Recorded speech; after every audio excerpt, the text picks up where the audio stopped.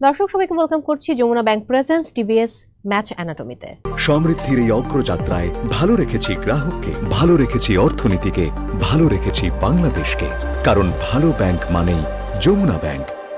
আজকে বাংলাদেশ এবং নেদারল্যান্ডসের ম্যাচ, এবং এই দুটো দল কিন্তু এখন পর্যন্ত খুব সমান সমান অবস্থানে রয়েছে। যদিও পয়েন্ট টেবিলে আপনার একটু এগিয়ে রয়েছে বাংলাদেশ, কারণ সেটা আসলে তাদের স্কোরের কারণে। বাট অন্যদিকে যদি তাকায়, দুটো টিমই কিন্তু আসলে একটি করে ম্যাচে জয়লাভ করেছে, একটি করে ম্যাচ হেরেছে, এবং সেই জায়গা থেকে আজকে নেদারল্যান্ডস চাইবে তাদের ম্যাচটা উইন করার জন্য। অন্যদিকে বাংলাদেশও একই দিকে আসলে হাঁটবে, এবং আমাদের স্বপ্ন যে বাঙালিদের যে স্বপ্ন রয়েছে সেই স্বপ্নটা আসলে বাংলাদেশ বাঁচিয়ে রাখবে। বাট বলা যায় না, সব কিছু লাকের উপর ডিপেন্ড করে। আর ক্রিকেট খুবই আনপ্রেডিক্টেবল খেলা, কারণ লাস্ট ম্যাচে মনে আছে সাউথ আফ্রিকার এগেনস্টে আসলে আমরা ভাবছিলাম যে বাংলাদেশ ম্যাচটা উইন করবে, কিন্তু লাস্টে এসে সেটা আমাদের পক্ষে করা সম্ভব হয়নি। দর্শক সবাইকে আরও একবার ওয়েলকাম করছি। আমার সঙ্গে আজকে রয়েছেন এই মুহূর্তে ইন্টারন্যাশনাল আম্পায়ার মাসুদুর রহমান মুকুল। হ্যালো, কেমন আছেন? ভালো আছি, আপনি ভালো আছেন? খুব ভালো আছি। এবং সেই সাথে ওয়েস্ট ইন্ডিজ থেকে আমাদের সঙ্গে যুক্ত হয়েছেন sports journalist and cricket analyst, আমাদের সবার ভালোবাসার রিয়াশাদ আজিম। কেমন আছেন রিয়াশাদ ভাই? আমাকে শুনতে পাচ্ছেন? যে আপনি সবসময় খুব ফুরফুরে মেজাজে থাকেন, এই জন্য খুব ভালো লাগে, এবং সবুজের মাঝে আপনাকে দেখতে ভীষণ ভালো লাগছে। রিয়াশাদ ভাই, আসবো আমি আপনার কাছে। আমি মুকুল ভাইয়ের সাথে আলোচনা শুরু করতে চাই, তারপর আপনার কাছে আসছি।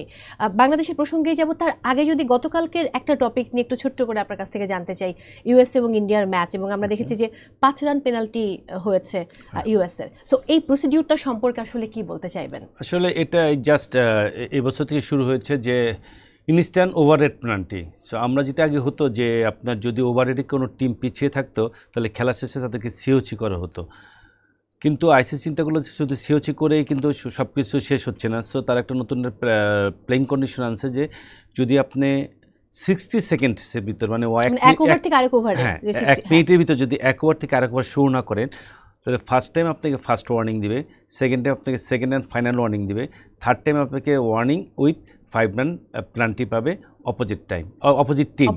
সো ওই প্লেইং কন্ডিশনেই আসলে কালকে আমেরিকার বিপক্ষে আপনার ইন্ডিয়া 5 রান পেনাল্টি পেয়েছে। এক্স্যাক্টলি। এবং জানি না, ইউএসএ তো ভালো খেলছে, সেই জায়গা থেকে আমরা বাংলাদেশ টিম, আমাদের তো আসলে অনেক ভালো কিছু করার কথা, কিন্তু কোনোভাবেই আমাদের টপ অর্ডার একই অবস্থা, মানে প্রতিদিন আমরা একই গল্প করছি। আমাদের টপিকও এক, যে আমাদের টপ অর্ডার কখনো ভালো পারফর্ম করতে পারছে না, বোলাররা ভালো করছে, কিন্তু ব্যাটিং যে আমাদের সমস্যা, সেই ব্যাটিং লাইন আপে একই অবস্থা কিন্তু আমরা দিনের পর দিন পার করছি। সো আজকের ম্যাচটায় তো অবশ্যই সাকিব আল হাসানেরও কামব্যাক করা দরকার, একসাথে মানে আমি যদি শান্তর প্রসঙ্গে যাই, শান্তর কামব্যাক করাটাও খুব জরুরি।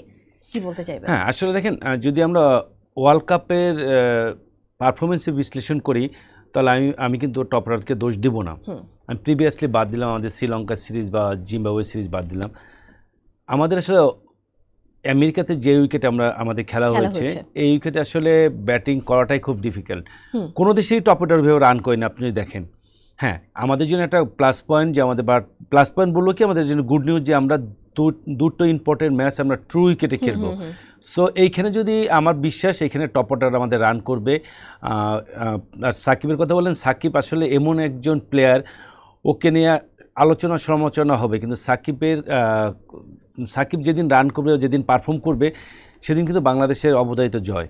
সো সাকিব নিয়ে আসলে সমালোচনা করার কিছু নাই, ওখানে আমরা আলোচনা করতে পারি। সমালোচনা করার জায়গাটা আমাদের জন্য সাকিব প্রিভিয়াস রেকর্ড যদি আমরা দেখি, আমরা তার প্রিভিয়াস রেকর্ডগুলো মনে রাখি, তবে সাকিব নিয়ে সমালোচনা করাটা একটু কঠিন। ওকে, আমি যদি রিয়াশাদ ভাইয়ের কাছে সাকিব প্রসঙ্গেই থাকি, কারণ সাকিব আল হাসানকে নিয়ে অনেক কথা হচ্ছে, যেটা ভাইয়া বলছিলেন যে সমালোচনা করার কিছু নেই, কিন্তু আলোচনা করার অনেক কিছু আছে। বাট সাধারণ পাবলিকে সেটা বোঝানো কঠিন, এবং সাকিব তার নিজের ফেসবুক থেকেও যেভাবে আসলে যে পোস্টগুলো আমরা সেখানে দেখতে পাচ্ছি, আমাদের তো তার কাছে প্রত্যাশা অন্য রকম। তো সেই জায়গা থেকে লাস্ট দুটো ম্যাচ এবারের ওয়ার্ল্ড কাপে সাকিব আল হাসানের যে পারফরমেন্স, সেটার আসলে আমরা মানে কি বলবো, ছিটে ফোটাও আসলে পাইনি। সবচেয়ে বড় ব্যাপার যে সাধারণ পাবলিক সমালোচনা করছে, অসাধারণ কিছু মানুষ যাদেরকে মনে করা হয় তারাও সমালোচনা করছে। এবং তারা যখন সাকিবের লজ্জা, সাকিবের হায়াবোধ নিয়ে প্রশ্ন তোলে, ঠিক তখন আমি আসলে ভাবছিলাম, গতকাল ক্যারিবিয়ান সির পারে ভাবছিলাম যে আসলে তাদের নিজেদের হায়া কতটুকু। I am going to discuss about the statement Virender Sehwag, যিনি সাকিব আল হাসানকে নিয়ে কদিন আগে বলেছেন যে লজ্জা থাকলে সাকিব আল হাসানের এখনই অবসর নিয়ে নেওয়া উচিত। বীরেন্দ্র সেহবাগের তো নিশ্চয়ই লজ্জাটা ছিল, তো উনি কেন উনার ক্যারিয়ারে বাদ পড়ার আগ পর্যন্ত অবসর নিলেন না? মানে এটা খুব বেসিক কোয়েশ্চেন। তিনি তো অনেক বোঝেন, তার হায়াবোধ অনেক বেশি, তার লজ্জাবোধ অনেক বেশি, তিনি নির্লজ্জ না। এবং যেই মানুষগুলো সেবাগকে সমর্থন করেছে ফেসবুকে, সোশ্যাল প্ল্যাটফর্মে, তারা হচ্ছে তাদের মতো করে পোস্ট করেছে যে বীরেন্দ্র সেহবাগ সেহবাগের মতো একজন গ্রেট ক্রিকেটার, তাই না? এবং তাকে গ্রেট আমাদের বলতে হবে, কারণ টেস্টে হচ্ছে 2টা ট্রিপল সেঞ্চুরি, একটা 290+ ইনিংস তিনি খেলেছেন, তো সেটা বলতে হবে। তিনি যখন এই কথা বলেন, সাকিব আল হাসানের তখন সত্যি সত্যি আসলে লজ্জাবোধ থেকে অবসর নেওয়া উচিত।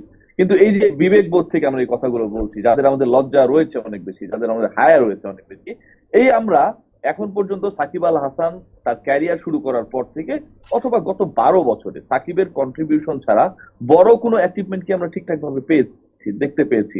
ওই অস্ট্রেলিয়া ইংল্যান্ডের বিপক্ষে যদি আমরা টেস্টের কথা বলি, মুকুল ভাইরা নিশ্চয়ই আসলে এই ব্যাপারগুলো আরো অনেক কাছ থেকে দেখেছেন, দেখার সুযোগ হয়েছিল, তারা কাজ করেন, স্যালুট দেওয়া। আপনি যে নিধাস ট্রফির কথা বলেন, মাহমুদুল্লাহ রিয়াদকে ডেকে আনা, যে নোবল বিতর্ক হচ্ছিল যে ঠিক আছে আমরা খেলবোই না, এই কাজ শো করা, 19 বিশ্বকাপে হাইয়েস্ট রান নেয়া, হাইয়েস্ট উইকেট এবং রানের যে রেকর্ডটা, ইনফ্যাক্ট মানে একসাথে যদি আমি এটাকে কম্বাইন করি, 606 রান এবং 12 উইকেট, দুটা প্লাস করলে যে ব্যাপারটা দাঁড়ায়, সেরকম একটা গর্বিত পারফরমেন্স করা, এই জিনিসগুলো যদি আমরা খেয়াল করি, কিংবা চ্যাম্পিয়ন্স ট্রফিতে আইসিসি ইভেন্টের কথা যদি বলি, রিয়াদের সাথে যে পার্টনারশিপটা করেছিল ইংল্যান্ডে, এবং সেটার কারণে বাংলাদেশ নিউজিল্যান্ডকে হারিয়ে সেমিফাইনালে চলে গেল, এই যে ঘটনাগুলো, কিংবা সবশেষ 12টা ইনিংসে তার বোলিং বিশ্লেষণও যদি করি, সেখানটাও একটা ফাইফার রয়েছে। একটা ইনিংসে তিনি 4 উইকেট নিয়েছেন, সবশেষ 12 ইনিংসে ব্যাটিং করতে দেখি সেটাও 21, অনেকের থেকে ভালো। এখন 2টা ইনিংসে খারাপ খেলেছেন, সাকিব আল হাসানের লজ্জা বোধ নাই, সাকিব আল হাসান নির্লজ্জ, সাকিব আল হাসান বেহায়া। আমরা এই বক্তব্যগুলো দিচ্ছি, আমরা সোশ্যাল প্ল্যাটফর্মে লিখছি, আমরা কতটুকু আসলে বেহায়া, নির্লজ্জ, কিংবা আমাদের লজ্জাবোধ আসলে কতটুকু রয়েছে, আমার কাছে মনে হচ্ছে যে এই ব্যাপারটা নিয়ে আমাদের আসলে একটু রিকল করা দরকার।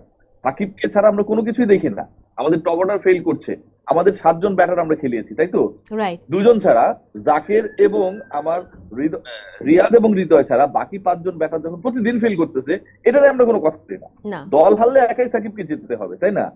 সাকিব আল হাসান লাস্ট যে ম্যাচটা খেলেছে, সেই ম্যাচে সাকিব আল হাসান 1 ওভার বল করেছে, তাই তো? এবং বাকি যে বোলাররা বল করেছে তারা তো সাকিবের থেকে বেটার বল করেছে, তারা কেন আরো 4 রান কম অবস্থায় হচ্ছে প্রতিপক্ষকে আটকে রাখতে পারলো না? এই প্রশ্নটা আমরা তুলি না। তো আমরা আসলে হচ্ছে কি, যে গরুর দুধ দেয় সেই গরুর দুধটা একটু কম পাইলে আমরা হচ্ছে সেটা দোষ ধরা শুরু করে দিই, তখন আমরা বলি যে না, আসলে আমার পুষ্টি কম আসছে শরীরে। কিন্তু বাকি যাদেরকে আপনি লালন পালন করেন, ঘাস খাওয়ান, খড় খাওয়ান, মার খাওয়ান, সেগুলো নিয়ে ভাবেন না, খুব দুঃখজনক। এক্স্যাক্টলি। এবং আমি আপনার কাছে আরো কিছুক্ষণ থাকতে চাই।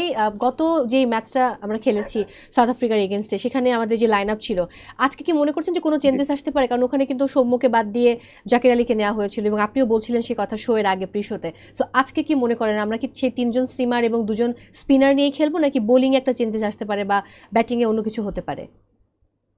খুব ইন্টারেস্টিং কোশ্চেন যে আমরা সৌম্যকে বাদ দিয়ে জাকিরকে ইনক্লুড করেছি। এখন যদি আমরা চেঞ্জ করতে চাই, মানে সৌম্য এবং জাকিরের প্রসঙ্গটা মৌ, আপনি এখানটায় ইনপুট দিয়েছেন, কারণ আপনি ক্রিকেটটা খুব ভালো বোঝেন আমার কাছে মনে হয়, একটা কারণেই, কারণ হচ্ছে যে সৌম্যকে বাদ দিয়ে যেহেতু হচ্ছে জাকিরকে ইনক্লুড করা হয়েছে, তার মানে হচ্ছে সৌম্য আউট অফ ফর্ম ছিলেন।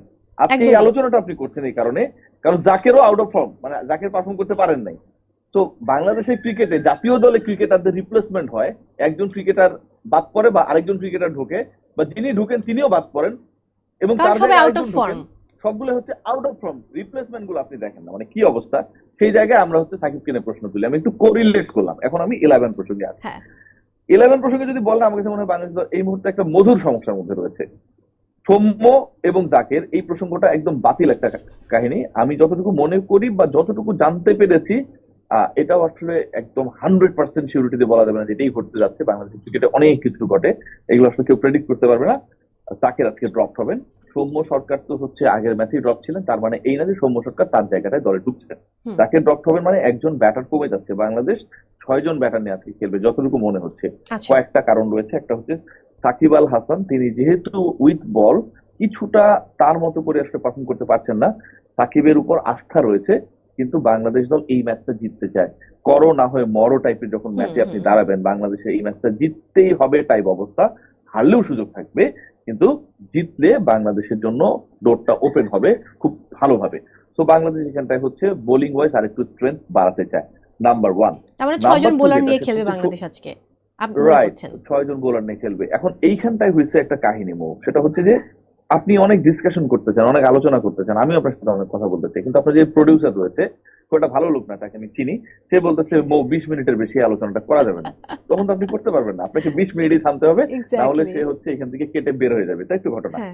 6 জন বোলার নিয়ে বাংলাদেশ খেলবে এবং এই 6 জন বোলারের মধ্যে একটা জায়গা আমি ফাঁকা করে ফেলেছি, জাকিরের জায়গাটা ব্ল্যাঙ্ক হচ্ছে, তাই তো, সম্মত ঢুকতেছে না।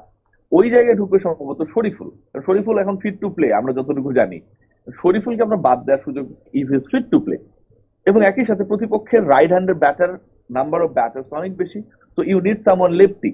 শরীফুল যদি খেলে তাহলে বাংলাদেশ কি 4 জন পেসার নিয়ে খেলবে এই ম্যাচে? এর আগের ম্যাচে 3 জন খেলেছেন, ছোট সাকিব খেলেছেন, তাসকিন খেলেছেন, মুস্তা খেলেছেন, আর শরীফুল ইনক্লুশন 4 জন পেসার নিয়ে খেলবেন। 4 জন পেসার নিয়ে যদি বাংলাদেশ খেলে তাহলে বাংলাদেশ কি 1.5 জন স্পিনার নিয়ে খেলবে? সাকিব আল হাসানের পারফরমেন্স বা সাকিব আল হাসানের উপরে কিছুটা হলেও আমরা কেন শেখ মাহাদিকে নিচ্ছি না? মানে এখানে কি আমি আপনাকে জাস্ট জিজ্ঞেস করছি যে শেখ মাহাদিকে নেওয়া যায় কিনা, যে স্পিনার আমরা বাড়াতে পারি। আমরা অনেককেই নিচ্ছি না, যে শেখ মাহাদিকে আমরা এক ম্যাচ খেলিয়ে নিচ্ছি না টাইপের একটা সিচুয়েশন না, আমরা খেলাই না। শেখ মাহাদিকে আমরা খেলিয়েছি হচ্ছে ইন্ডিয়ার কাছে, আমরা নিচ্ছি না হচ্ছে, আপনি দেখেন তানভীরকেও নিচ্ছি না। আমরা বলেছি যে তানভীর আমার বাঁহাতি অর্থোডক্স সাকিব আল হাসানের টাইপের, কেন আমরা আরেকজন বোলার নিলাম? তখন আমাদের বলা হয়েছিল যে দক্ষিণ আফ্রিকার বিপক্ষে বাংলাদেশ যখন খেলবে তাদের 7 ব্যাটারে 5 জন হচ্ছে রাইট ব্যাটসম্যান, তো we need someone left arm bowler, তাই তো, তাদেরকে কুপকাট করার জন্য অনেক পরিকল্পনা করে আমরা গেলাম, কিন্তু দিন শেষে আসলে আমরা তাকে খেলালাম না। তো এই জিনিসগুলো হচ্ছে এখন বিষয়, যেটা ডেফিনেটলি উই নিড সামওয়ান যে আমার স্পিন বোলিং অ্যাটাকে আসলে স্ট্রেংথটাকে বাড়াবে। সেটা হতে পারে শেখ মাহাদি, সেটা হতে পারে তানভীর, এবং সেই জায়গাটাকে অনেক বেশি ইন্সপায়ার করছে ওয়েস্ট ইন্ডিজের উইকেট। এই মাঠে 10 বছর খেলা হয়নি মৌ, কিন্তু এখানকার যে ক্যারেক্টার, অথবা আপনি যদি ইন্ডিয়া টিমের কথা চিন্তা করেন, তারা কিন্তু তাদের দলটা এ কারণে করেনি যে তারা ইউএসএ তে ক্রিকেট খেলবে, তারা তাদের দল গড়েছে এ কারণে যে ইন্ডিয়া বিশ্বকাপ চ্যাম্পিয়ন হতে চায় এবং বিশ্বকাপের গুরুত্বপূর্ণ ম্যাচেস গুলো তাদের খেলতে হবে ওয়েস্ট ইন্ডিজে। তো ইন্ডিয়ান টিমে কিন্তু আপনি দেখবেন 4 জন স্পিনার রয়েছে, 4 জন 4 টাইপের স্পিনার, ঠিক আছে, এই ওয়েস্ট ইন্ডিজের কন্ডিশনকে মাথায় রেখে। তো এখন ভারতের মতো দল কিংবা অন্য দলগুলো যারা ক্যালকুলেশন করেছে, দলে স্পিনারের সংখ্যা বাড়িয়েছে রেখেছে, ডিসপাইট তাদের পেস ডিপার্টমেন্ট ভালো, তাদের কিন্তু পরিকল্পনাটাই ছিল ওয়েস্ট ইন্ডিজে ভালো করা। তার মানে ওয়েস্ট ইন্ডিজ স্পিন ধরবে। বাংলাদেশ দল যদি 4 পেসার খেলায় তাহলে তো স্পিনারদেরকে জায়গা সুযোগ করে দিতে পারতেছে না। সাকিব খেলবে অটোমেটিকলি, সাকিবের থাকা নিয়ে কোনো ধরনের সংশয় নেই। তার সাথে আপনি রিশাদকেও বাদ দিতে পারবেন এমনটা না। লাস্ট ম্যাচেও যে রিশাদ একদম 19তম ওভারে এসে বোল্ড করলেন ডেভিড মিলারকে সম্ভবত, সেটাও কিন্তু বাংলাদেশের কিছুটা হলো মোমেন্টাম তৈরি করেছিল। তার আগের ম্যাচে তিনি ম্যান অফ দ্য ম্যাচ জিতলেন। তো তাহলে হোয়াট উইল হ্যাপেন আপনার শেখ মেহেদীর ক্ষেত্রে কিংবা তানভীরের ক্ষেত্রে? 4 পেসার থেকে মধুর একটা সমস্যা তৈরি হয়েছে। ছোট সাকিবকে আপনি বাদ দিতে চাইলেও হয়তো অনেকটাই পারছেন না, পেছন দিকে কেউ রশি বেঁধে রেখেছে অবস্থা। লাস্ট ম্যাচে তিনি অসাধারণ বল করেছেন, 18 রানে 3 উইকেট নিয়েছেন। আমরা যদি খেয়াল করি মুস্তাফিজের জন্য এই টাইপের উইকেট খুবই আদর্শ, তো মুস্তাফিজকে আপনি বাদ দিবেন না। Taskin Ahmed coming back from the injury, the way he is performing fabulous, তাকে আপনি বাদ দিবেন না। শরীফুল ইসলামকে কি আপনি নেবেন কি নেবেন না? আমার কাছে মনে হয় bowling department wise Bangladesh in a big problem. Okay, thank you. আমি আপনার কাছে এবার আসবো, আমি একটু মুকুল ভাইয়ের কাছে যাই। অনেকক্ষণ ধরে শুনছিলেন যে রিয়াসাত ভাই যেগুলো বলছিলেন, আসলে বোলিং প্রসঙ্গে যদি আমার একটু থাকে, তিনি লাস্টে এসে বললেন যে শরীফুলকে নেবেন কি নেবেন না, এটা আসলে এখনো বলা যাচ্ছে না। সো আপনি কি মনে করেন? দেখেন, আমার যতটুকু অভিজ্ঞতা ওয়েস্ট ইন্ডিজের উইকেটগুলোতে, ওয়েস্ট ইন্ডিজ উইকেটে আসলে 4টা পেস বোলার খেলানোর পক্ষে আমি না। আমার মনে হয় যদি শরীফুলের নিতে হয় তাহলে সাকিব জুনিয়র এখন বলতে পারেন 3 উইকেট পাইছে। পৃথিবীর ক্রিকেট ইতিহাসে অনেক রেকর্ড আছে যে ম্যান অফ দ্য ম্যাচ পাওয়ার পরে টিমের স্বার্থে ওই বলারকে বা ওই ব্যাটসম্যানকে ড্রপ রাখা হয়েছে। সো আমি পার্সোনালি চাই লাস্ট যে টিমটা খেলেছে সেই টিমটা খেলুক। এখন অনেক কথা উঠছে যে জাকির আল অনিক, আপনি যদি বিপিএল থেকে শুরু করেন, আমরা তো সবাই স্ট্যাট দেখি যে পারফর্ম করতেছেন, এই পারফরমেন্স অনেক টিমের সমালোচনা করতে। কারণ জাকির আল অনিকের বিপিএল থেকে পর আপনার 2টা সিরিজ হয়েছে, শ্রীলঙ্কা সিরিজ দেন জিম্বাবুয়ে সিরিজ, আপনি সবগুলো সিরিজে কিন্তু পারফর্ম করেছেন। সো আপনি একটা ম্যাচে আপনাকে ওর পারফর্ম করেনি বলে ওকে অফ রাখবেন, আমি এই নীতিতে বিশ্বাসী না। আমার মনে হয় লাস্ট যে টিমটা ছিল, কারণ আপনি এখানে 3টা পেস বলার যদি থাকে, সেখানে আছে রিশাদ, সাকিব এবং আমাদের মাহমুদুল্লাহ কিন্তু পার্ট টাইম বল করে দিচ্ছে 2-3 ওভার এবং খারাপ করছে না, ভালো করছে। সো আমার মনে হয় না যে 6জন 7জন এই বলার নিয়ে আপনার টিম সাজানো উচিত। আর ওয়েস্ট ইন্ডিজ যেসব উইকেট হয় আপনার সেন্ট ভিনসেন্ট, সেন্ট কিটস, এইসব জায়গার উইকেট কিন্তু বাংলাদেশের উইকেটের মধ্যে একটু স্লো এবং লো বাউন্স থাকে। সো আমার মনে হয় এই উইকেটে আমাদের যে টিমটা লাস্টে যে টিমটা ছিল এই টিমটা বেস্ট। যদি আপনি ইনক্লুড করতে চান তাহলে আইদার মাহাদি আইদার তানবীর। আচ্ছা, ওকে, আমি একটু অন্য একটা প্রসঙ্গে যেতে চাই, যদিও আমি বলছিলাম যে শোয়ের আগে আপনাকে বলেছিলাম যে এই প্রসঙ্গটা নিয়ে আমি একটু কথা বলতে চাই আসলে অনিয়ারে। আমাদের লাস্ট ম্যাচটা অর্থাৎ সাউথ আফ্রিকার সঙ্গে, সেই ম্যাচে কিন্তু আম্পায়ার কল নিয়ে অনেক কথা হয়েছে। ম্যাচটা শেষ হলো এবং সামাজিক যোগাযোগ মাধ্যমে আমরা দেখেছি এবং আমরা নিজেরা যারা খেলা দেখেছি তারা আমরা সেটা লক্ষ্য করেছি। তো সেই জায়গা থেকে আপনি অ্যাজ অ্যান আম্পায়ার আপনি কি বলতে চাইবেন? আসলে দেখেন, ক্রিকেটের যখন থেকে জন্ম হয়েছে আজ পর্যন্ত আম্পায়ারদের মিস্টেক হয়নি এর কোনো ইতিহাস নাই। এখন হয়তো বা আপনার পক্ষে গিয়েছে অথবা বিপক্ষে গিয়েছে। এখন আমি সোশ্যাল মিডিয়াতে কি লিখছে কি বলছে সেটা নিয়ে আমি খুব চিন্তিত না। হ্যাঁ, আমরা এটা নিয়ে ডিসকাস করতে পারি, আইসিসি এটা নিয়ে চিন্তা করতে পারে যে আমি যখন একটা লেগ বিফোরে যেটা হয়েছে আউট দেওয়ার পর বল ডেড হয়ে গেছে কিন্তু 4 হয়েছে, ওই 4টা কোনো না কোনোভাবে টিমের রেজাল্টের উপর এফেক্ট করেছে। আমাদের ডিআরএস কেন আসছে? আমাদের ডিআরএস আসছে আম্পায়ারের যত কম ভুল হবে তত খেলাটাকে সুন্দর হবে। সো খেলার উপর ওই ডিসিশনগুলো খেলার উপর খুব বড় এফেক্ট করবে না। তো আমরা ম্যাক্সিমাম ডিসকাস করতে পারি যে এই প্লেইং কন্ডিশনটা চেঞ্জ করে আরও কিছু ভালো কিছু করা যায় কি না। শুধু একটা জিনিস মাথায় রাখতে হবে, আম্পায়াররা কখনোই বল স্টাম্পে লাগবে কি লাগবে না বলে ডিসিশন মেক করে না। আইদার সে চিন্তা করে যে বল স্টাম্প হিট করবে তখন সে আউট দেয়, আর চিন্তা করে যে বল স্টাম্প হিট করবে না তখন সে আউট দেয় না। সো আমার কাছে মনে হয় যে ওই দিন আমাদের ব্যাড লাক, আমাদের আসলে ওই 4টা আমাদের জন্য খুবই ইম্পর্টেন্ট ছিল। আমরা যে কোনো কারণে আম্পায়ারের ডিসিশন মেকিংয়ের কারণে বা লয়ের কারণে প্লেইং কন্ডিশনের কারণে আমাদের 4 রানটা পাইনি, বাট এটা তো অপোনেন্ট টিমের জন্য হতে পারতো। একদমই তাই। সো আম্পায়ারের ভুলটা হিউম্যান এরর, এটা ধরে নিতেই হবে। সো এইসব আমরা তো ম্যাচটা হেরে গেছি, সো আমাদের এই এররটা আসলে মেনে নেওয়াটা খুব কঠিন হয়ে যায়। হ্যাঁ, কিন্তু এটাই বাস্তবতা, এটাই বাস্তবতা। পৃথিবীতে কেউ বলতে পারবে না সে 100% রাইট। আর ঠিক আছে, সেটা যতই আমরা সোশ্যাল মিডিয়াতে আমরা অনেক আলোচনা সমালোচনী, এই লেভেলে আম্পায়ার কখনো বায়াসড হবে না। আর আমার মনে হয় আমাদের সময় অনেক আগেই ছিল, এখনও সময় আছে। আমাদের আসলে আম্পায়ারিং ডিসিশন বা আম্পায়ারিং এইসব না চিন্তা না করে আমাদের স্কিল আছে, আমরা মেন্টালি আরও কত স্ট্রং হতে পারবো, আমরা খেলার রেজাল্ট আরও পজিটিভ করতে পারবো। আমরা সেই দিকটা যদি আমরা বেশি ফোকাস করি তাহলে মনে হয় আমাদের টিমের রেজাল্ট আরও ভালো হবে। এক্স্যাক্টলি। আমি যদি আবার একটু নেদারল্যান্ডসের প্রসঙ্গে আসি, টিমের দিক থেকে কিন্তু খুব ভালো পারফর্ম করছে, তাদের ব্যাটিং বোলিং দুদিকেই ভালো। এবং আমরা যদি একটু লাস্ট ওয়ার্ল্ড কাপের দিকে তাকাই, অর্থাৎ ওয়ানডে ওয়ার্ল্ড কাপ, সেখানেও কিন্তু নেদারল্যান্ডসের কাছে আমরা হেরেছিলাম। এবং সেখানে আমাদের টিম, আমার কাছে মনে হয় যে এই টিমের থেকে আরও বেটার টিম ছিল কিনা এটা আসলে আমি জাজ করার কেউ না, বাট সেই জায়গা থেকে বলি একটা টেনশন কাজ করেই যাচ্ছে। এবং রিয়াশাদ আজিম বারবার বলছিলেন যে আজকের ম্যাচটা হচ্ছে do or die match Bangladesh টিমের জন্য, একই সাথে নেদারল্যান্ডসের জন্য। তো আপনি আসলে মানে কোন টিমটাকে একটু হলো এগিয়ে রাখবেন শক্তিমত্তার দিক দিয়ে? আমি একটু না, বাংলাদেশ টিমটাকে আমি অনেক অনেক অনেক দূরে এগিয়ে রাখবো। আর টি-20 আর ওয়ানডে 50 ওভার্সের ভিতর আকাশ পাতাল তফাৎ। সো 50 ওভার্সটা হয়ে গেছে, বাট আমাদের যে টিমটা আছে, আমরা স্কিল বলেন, আমাদের আদার্স ফ্যাসিলিটিস বলেন, আমাদের প্লেয়ারদের কোয়ালিটি বলেন, সব কিছু মিলে আমরা কিন্তু অনেক এগিয়ে আছি। আমাদের যে জিনিসটা দরকার সেটা হলো আমরা পজিটিভ মাইন্ডসেট আপ, আমরা যে ডোমিনেট করে খেলতে পারি সেই জিনিসটা নিজের ভিতরে আনা, আর যত কম প্রেশার নেওয়া, যত কম। কারণ আমরা জানি যে এই ম্যাচটা জিতলে আমরা সুপার 8-এ চলে যাব, আর হেরে গেলে আমাদের 18 কোটি মানুষের বকা শুনতে হবে। 18 কোটি মানুষ তো প্রতিদিনই আমাদেরকে গালি দিতে থাকে, আসলে ওই মেন্টাল প্রেশার নিয়ে তো ক্রিকেটারদেরকে মাঠে নামতে হয়। এই জিনিসটা মাথা থেকে যদি আমরা যত তাড়াতাড়ি সরাই ফেলতে পারবো, প্লেয়াররা যত তাড়াতাড়ি সরাই ফেলতে পারবে, আমি জানি প্লেয়াররা অনেক স্মার্ট এবং প্লেয়াররা এই প্রেশারটা খুবই কম নেয়, আমার মনে হয় তত আমাদের জন্য ভালো। এবং আমি বিশ্বাস করি যে আমাদের ট্রু উইকেট যদি খেলা হয়, আর লাস্ট 10 ইয়ার্স কোনো খেলা হয়নি ইন্টারন্যাশনাল ম্যাচ, এটা একটা, লাস্ট 10 ইয়ার্স ইন্টারন্যাশনাল ম্যাচ খেলা হয়নি, এটা আমাদের জন্য হয়তো বা একটু চিন্তার ব্যাপার। বাট যারা ওইখানে আছেন তারা ডেফিনেটলি উইকেট দেখে বা সব কিছু দেখে আরও ভালো বুঝতে পারবেন। আমি মনে করি যে আমাদের যে উইকেটে খেলা হচ্ছে ট্রু উইকেটে, আমরা খুব সহজভাবে ম্যাচটা জিতে যাব। ওকে, আপনার কথা সত্য হোক, আপনার মুখে ফুল চন্দন ফুটুক। আমি একটু যদি কার্ড দেখে নিই এই মুহূর্তে, মানে রিসেন্ট ফর্ম টি-20তে বাংলাদেশের, তারা সাউথ আফ্রিকার কাছে 4 রানে হেরেছে, যেটা আমাদের জন্য খুবই প্যাথেটিক ছিল। এবং শ্রীলঙ্কার কাছে তারা জিতেছে 2 উইকেটে, অন্যদিকে ইন্ডিয়ার কাছে ওয়ার্ম আপ ম্যাচটা হেরে গিয়েছিল 60 রানে। অন্যদিকে যদি নেদারল্যান্ডসের দিকে তাকাই, 4 উইকেটে তারা হেরেছে সাউথ আফ্রিকার কাছে এবং অন্যদিকে 6 উইকেটে জয়লাভ করেছে নেপালের কাছে। অন্যদিকে আবার শ্রীলঙ্কার সাথে তারা কিন্তু 20 রানে ম্যাচটা জয়লাভ করেছিল। একটু প্রবাবল 11 নিয়ে যদি কথা বলতে চাই, এখানে যেটা দেখতে পাচ্ছি তানজিদ হাসান তামিম, লিটন দাস, নাজমুল হোসেন শান্ত, তৌহিদ হৃদয়, সাকিব আল হাসান, মাহমুদুল্লাহ রিয়াদ, মেহেদি, রিশাদ এবং তাসকিন আহমেদ, মুস্তাফিজুর রহমান এবং তানজিম হাসান সাকিব।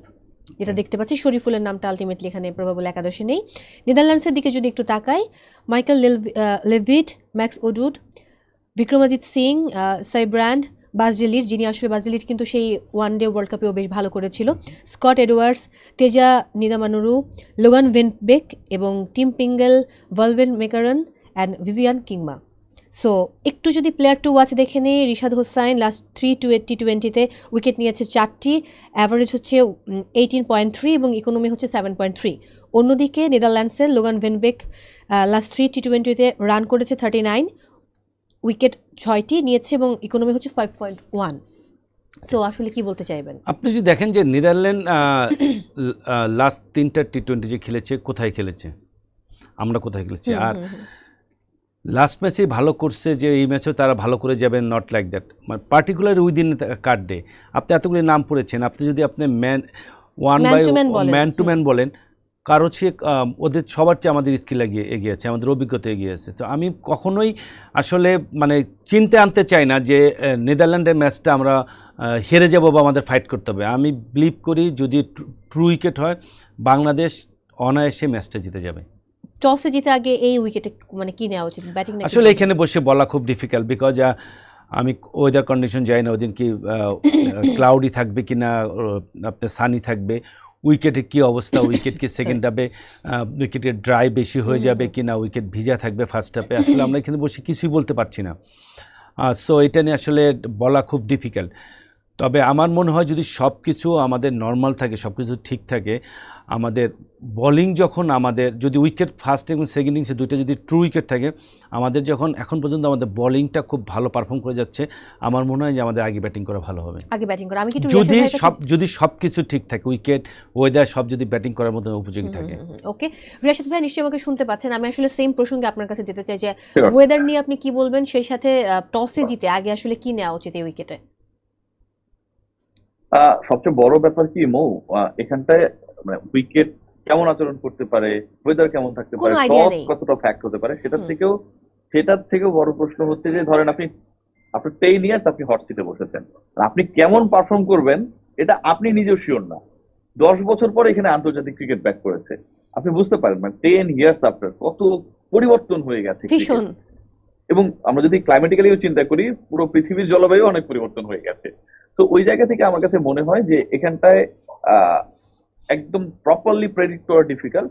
ওয়েদার প্রেডিকশন আমি করতে পারি যে মোস্টলি সানি থাকবে, আবার ক্লাউডিও থাকবে, বৃষ্টি হলেও সেটা খুব মানে অনেকক্ষণ ধরে স্টে করবে, এই টাইপের বৃষ্টি হওয়ার এখানে কোনো সুযোগ নেই as per the forecast I have seen. উইকেটের ক্ষেত্রে যদি আপনি বলেন যে টস জেতার পরে আসলে উইকেট কোনটাকে অ্যালাউ করবে, আমার কাছে মনে হয় বাংলাদেশের জন্য প্রথমে ব্যাট করা থেকে চেজ করাটা বেটার, কারণ Bangladesh bowling department they are clicking. তো বাংলাদেশ লাস্ট ম্যাচটাও আসলে চেস করতে গিয়ে অল্পের জন্য পারে নাই, ব্যাড লাক সেটা, শুরুতেই আসলে সেই ভালোটা করা উচিত ছিল। অল্প রানের মধ্যে যদি, যেহেতু একটু tricky wicket, slow and low হবে, মুকুল ভাই সেটা বলছিলেন, সেখানটা যদি অল্প রানের মধ্যে আমরা নেদারল্যান্ডসকে আমরা বুক করতে পারি, then it could be easier work for the batters to do well. Okay, সেটা কত স্কোর আশা করছেন, যে কত রানের মধ্যে আমরা তাদেরকে আটকে ফেলতে পারলে হয়তো সেটা চেস করা আমাদের জন্য খুব সহজ হবে? যেহেতু স্লো অ্যান্ড লো উইকেট, এখানে আসলে 150 হয়ে গেলে বিপদ আছে কিন্তু, এক নম্বর পয়েন্ট। দ্বিতীয় পয়েন্ট যেটা, সেটা হচ্ছে যে বাংলাদেশ দল কিন্তু রিসেন্ট পাস্টে আসলে 130+ রানই ঠিকঠাক ভাবে করতে পারে না। আমি যদি আপনাকে লাস্ট 3টা ম্যাচ বলি, যেগুলোতে ওয়ার্ল্ড কাপে এন্ট্রি করার পর বাংলাদেশ খেলেছে, ইন্ডিয়ার এগেনস্টে 122, শ্রীলঙ্কার এগেনস্টে 123 চেস করতেই মোটামুটি দৌড়ে পড়েছিল, এবং গত ম্যাচ যেটা খেলেছে সেটাতে 113 চেস করতে গিয়ে বাংলাদেশ 4 রানে ডিফিটেড হয়েছে। তো বাংলাদেশের স্কোর গুলো কিন্তু 120-এর আশপাশে। তো এখানটায় যদি কোনো কারণে 140+ হয়ে যায়, বাংলাদেশ যদি চেজ করে, সেটা আমার কাছে মনে হয় ডিফিকাল্ট হবে। যতটুকু উইকেটের কারণে তার থেকেও বেশি, ওই যে থাকে না কথা যে মনের বাঘ নাকি বনের বাঘ, বাংলাদেশকে আসলে মনের বাঘে খাচ্ছে। বাংলাদেশ অ্যাবিলিটি অনুযায়ী খেলতে পারছে না।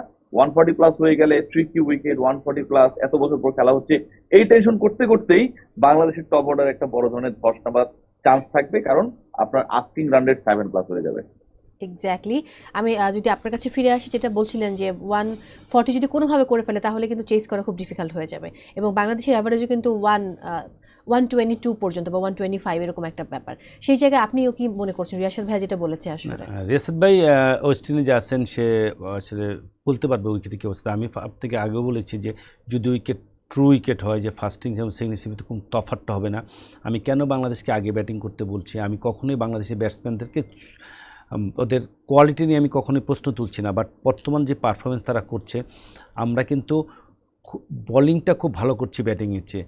সো আমরা কিন্তু ওই রিয়াসাত ভাই যেটা বললেন যে 120-30 চেস করতে যে আমাদের প্রবলেম হচ্ছে, যখন আপনি অনেক দিন ধরে এই রানগুলো চেস করতে প্রবলেম হবে না, তখন আপনি 140, 50, 60 অনেক বড় রান মনে হবে। যত ভালো উইকেট হোক, ব্যাটসম্যানদের ভিতরে কনফিডেন্স লেভেলটা কমে যাবে, তখন তাতে ওই রানটা মনে হবে 200-র মতন রান। সো এই জন্য আমার পার্সোনাল অভিমত যে আমাদের যদি ব্যাটসম্যানরা আগে ব্যাটিং করে একটা টার্গেট সেট করে দিতে পারে, যদি 130 হয় বা 150 হয়, আমাদের বর্তমান অবস্থায় আমাদের বলারদের পারফরমেন্স ব্যাটসম্যানদের চেয়ে বেটার।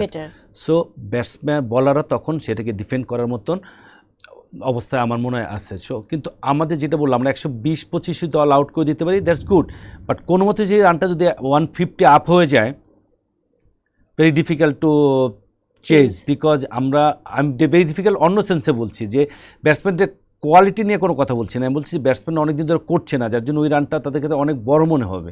তো যখনই অনেক বড় মনে হবে তখন একটা এক্সট্রা প্রেশার নিয়ে নেবে, তখনই ক্যালকুলেশন অনেক মিস হয়ে যাবে। আমরা যদি প্রথম 6 ওভার যদি কাজে না লাগাতে পারি পাওয়ার প্লে, তখন রানেরটা 7-8-এ চলে যাবে, আর আমরা অনেক দিন ধরে 7-8 রান চেস করার মতন অবস্থায় আমরা নাই।